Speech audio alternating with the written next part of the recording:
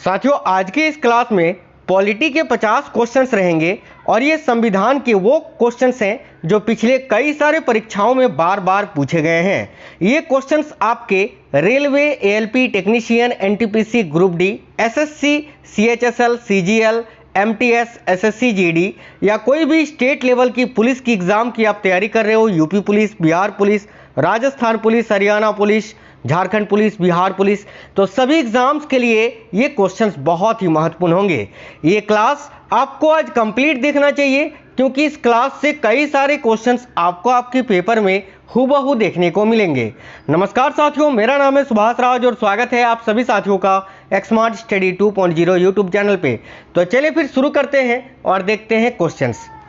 और आज के क्लास का पहला क्वेश्चन है, भारतीय संविधान में सम्मिलित नीति निर्देशक तत्वों की प्रेरणा हमें किस संविधान से प्राप्त हुई है। यानी भारतीय संविधान में जो नीति निर्देशक तत्व हैं इनको किस देश के संविधान से लिया गया है, ये क्वेश्चन पूछ रहा है आपसे। तो देखिए, इसका राइट आंसर होगा ऑप्शन नंबर बी, आयरलैंड के संविधान से। अगर हम बात करें यहाँ नीति निर्देशक तत्व की, अगर आपसे पूछे कि नीति निर्देशक तत्व संविधान के किस भाग में है तो याद रखना भाग 4 में है।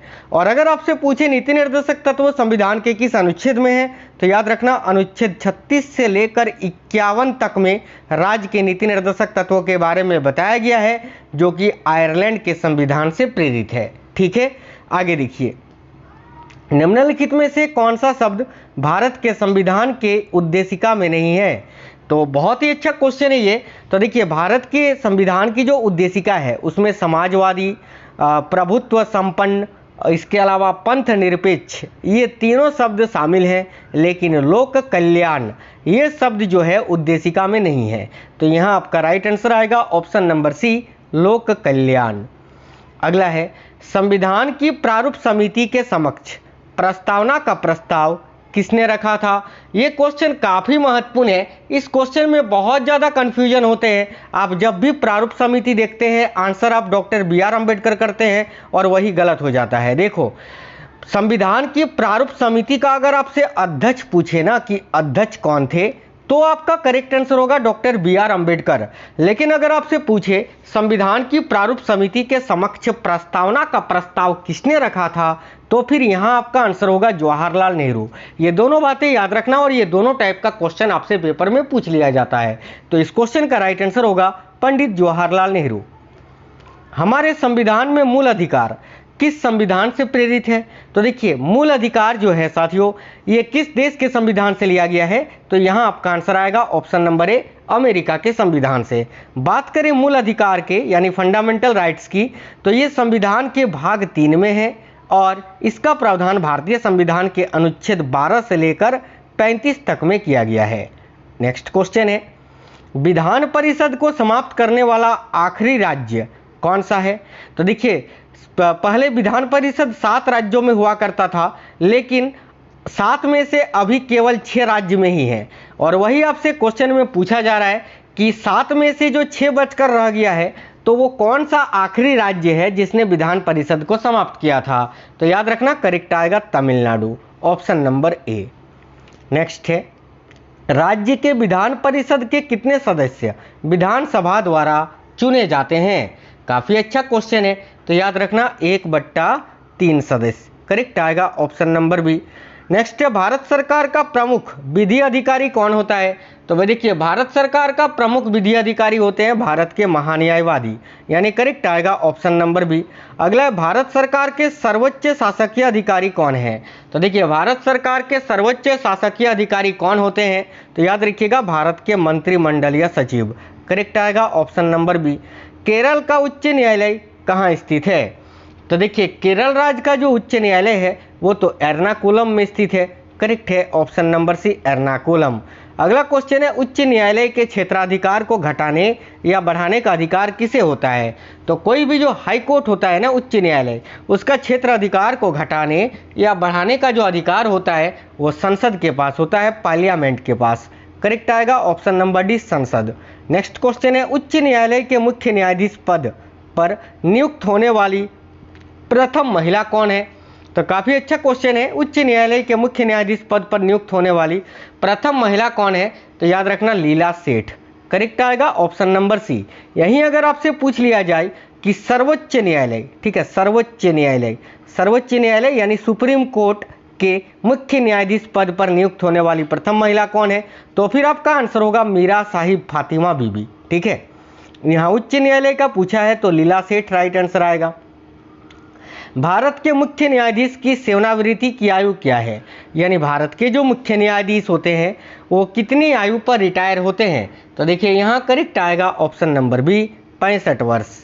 नेक्स्ट क्वेश्चन है, भारत के किस संघ शासित या केंद्र शासित क्षेत्र का अपना उच्च न्यायालय है, तो भाई भारत के जो केंद्र शासित प्रदेश हैं उनमें से केवल दिल्ली एकमात्र ऐसा केंद्र शासित प्रदेश है जिसका अपना उच्च न्यायालय है, तो option number B Delhi correct आएगा। पटना उच्च न्यायालय की स्थापना कब हुई थी, काफ़ी अच्छा क्वेश्चन है, याद रखिए पटना उच्च न्यायालय की स्थापना 1916 ईस्वी में हुई थी, करेक्ट है ऑप्शन नंबर ए। भारत का सबसे बड़ा उच्च न्यायालय कौन सा है, तो देखिए भारत का सबसे बड़ा उच्च न्यायालय है इलाहाबाद उच्च न्यायालय। ठीक है, राइट आएगा ऑप्शन नंबर बी। केंद्र और राज्यों के बीच वैधानिक शक्तियों का बंटवारा दिया हुआ है किसमें, तो याद रखिए केंद्र और राज्यों के बीच वैधानिक शक्तियों का जो बंटवारा है वो भाई किसमें दिया हुआ है, तो देखिएगा करेक्ट आंसर हो जाएगा ऑप्शन नंबर सी 7वीं अनुसूची में।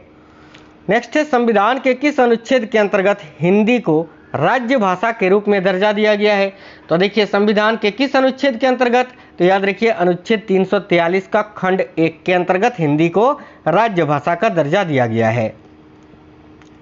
किसी भाषा को किसी राज्य भाषा के रूप में अंगीकार करने का अधिकार किसे है, तो देखिएगा किसी भी भाषा को किसी राज्य भाषा के रूप में अंगीकार करने का जो अधिकार है वो राज्य विधानमंडल के पास है, करेक्ट आएगा ऑप्शन नंबर सी राज्य विधानमंडल।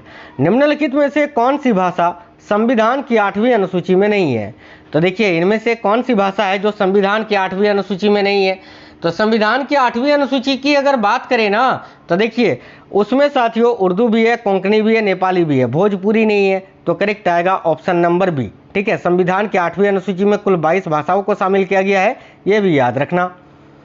भारत के किस राज्य में उर्दू को प्रथम राज्य भाषा का दर्जा प्रदान किया गया था, तो देखिए भारत का जो जम्मू कश्मीर राज्य है इसको अभी तो जम्मू कश्मीर केंद्र शासित प्रदेश बन चुका है, लेकिन जम्मू कश्मीर भारत का वो प्रथम राज्य था जिसमें जो है उर्दू को प्रथम राज्य भाषा का दर्जा प्राप्त हुआ था, याद रखना। चलिए आगे बढ़ते हैं नेक्स्ट क्वेश्चन की ओर। नेक्स्ट क्वेश्चन है, राष्ट्रपति राज्यसभा के कितने सदस्यों को मनोनीत करता है, बहुत ही अच्छा क्वेश्चन है ये। तो देखिए राष्ट्रपति जो होते हैं राज्यसभा के कितने सदस्यों को मनोनीत करते हैं, तो याद रखना 12 सदस्यों को। यहाँ आपका करेक्ट आंसर होगा ऑप्शन नंबर ए 12। अगला है, भारतीय संसद के ऊपरी सदन को क्या कहा जाता है, यानी भारतीय संसद यानी पार्लियामेंट का जो अपर हाउस होता है उसको क्या कहते हैं, सिंपल सा क्वेश्चन है, करेक्ट आंसर होगा राज्यसभा। और जो निम्न सदन होता है उसको लोकसभा कहते हैं, करेक्ट आएगा ऑप्शन नंबर बी राज्यसभा। मंत्रिपरिषद जो होते हैं मंत्रिपरिषद, ठीक है, ये सामूहिक रूप से किसके प्रति उत्तरदायी होते हैं, यानी काउंसिल ऑफ मिनिस्टर्स जो होते हैं वो किसके प्रति जो है वो रिस्पॉन्सिबल यानी उत्तरदायी होते हैं, तो देखिए यहाँ आपका करेक्ट आंसर हो जाएगा लोकसभा के प्रति, option number C Lok Sabha. Lok Sabha की अधिकतम सदस्य संख्या कितनी हो सकती है, तो भाई लोकसभा की अधिकतम सदस्य संख्या हो सकती है 552 और स्थायी होते हैं 545, याद रखना सभी साथी। आगे देखिए निश्चित होते हैं 545 और अधिकतम होते हैं 552। किसी विधेयक को धन विधेयक यानी मनी बिल के रूप में कौन प्रमाणित करता है, तो किसी विधेयक को धन विधेयक के रूप में कौन पेश कर सकता है, तो याद रखना करेक्ट आएगा लोकसभा अध्यक्ष, ऑप्शन नंबर बी। कौन प्रमाणित करता है, तो लोकसभा अध्यक्ष यानी स्पीकर। केंद्र सरकार का प्रथम विधि अधिकारी कौन होता है, तो देखिए केंद्र सरकार का प्रथम विधि अधिकारी कौन होता है, तो भारत के महान्यायवादी जिनकी नियुक्ति संविधान के अनुच्छेद 76 के अंतर्गत किया जाता है, याद रखना।